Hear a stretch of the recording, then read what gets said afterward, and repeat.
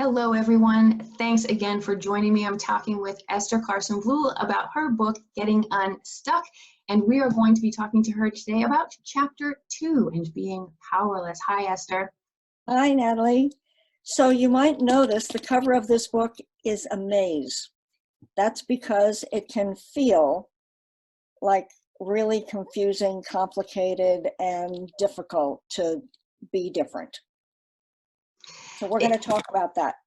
Okay, and I will agree with you, but let me point out that with this book, what was previously a maze, I think for a lot of readers, the book provides you the map to work your way through that maze. You just follow the map. Correct. It's not complicated, it's not difficult, and you just follow page by page, and pretty soon you're at that target zone in the middle of the maze, and you're through it lickety-split. So let's talk about Chapter 2. I like Chapter 2 very much. Chapter 2 is about being powerless. Tell us a little bit about Chapter 2. Well, the idea is that all we can do is all we can do. You get the parents you get. You're born in the country you're born. You get blue eyes or brown. Like, there are lots of things in life that happen that you do not get a vote about. And so all you can really do is deal with what's in your own sphere of influence, right? I can't change Donald Trump, for instance, okay? Like, it's not possible. So, and I can't change the weather and all those kinds of things. So part of, not being so powerless is being clear about what's possible and managing your expectations about that and telling yourself the truth. And I hear this in my office every day. Like, people want to change each other. Like, somebody doesn't like what the other person's doing or how they are or whatever. And lots of people start their marriages that way. Like, well, I don't really like that about him so much, but I can change that. I mean, and this happens vice versa, like all the time or often. And it's really a big mistake. So being clear is a big part of deciding not to be powerless and find what, and the same thing is true actually when you do mediation, is like, what's one thing that we can agree on? Well, we've agreed that we're going to meet on Tuesday. Sometimes that's all you can do, right? I can't change another person. It's not even possible. Maybe they need it, maybe they don't, but it's not possible. So knock it off. The only person you can do is yourself. Right.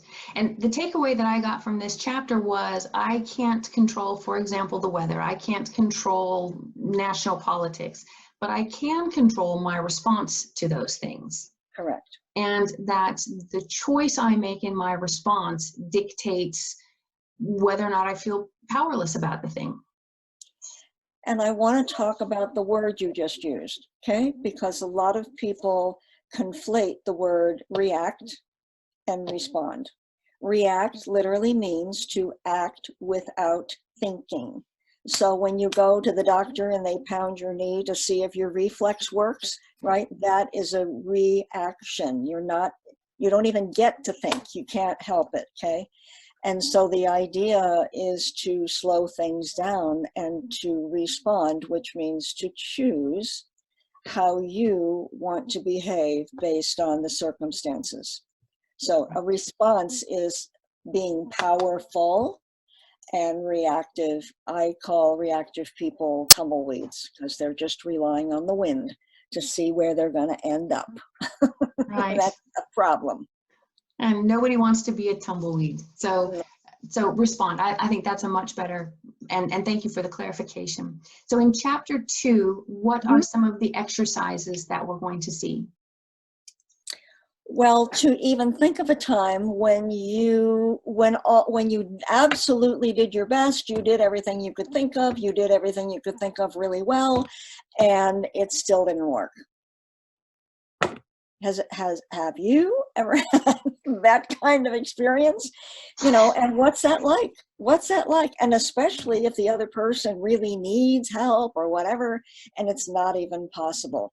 And how do we come? And, you know, and then part of it is what I wish I could have done, or I didn't really think about it, and all that kind of stuff. So to really kind of sit in what it feels like and what the experience is like when you really want to and need to and do your best, and it just isn't possible. And sometimes other people blame you because they try to make you be in charge of their disaster or their crisis or whatever, which gets very complicated. This happened to me last night with a client. So, you know, that's not a good thing. It's sometimes people suck you in to their stuff. So that powerless thing is a big deal. Yeah, that one is a really big deal. But again, it's not an enormous chapter. It's really clearly put forward. And then the action steps are clearly provided. They're thought-provoking, they're appropriate, they're intelligent, and it builds nicely on chapter 1 and prepares you for what comes next in chapter 3. So we're going to talk next about chapter 3, and that's all about respect. Thanks very much, Esther. So, thank you.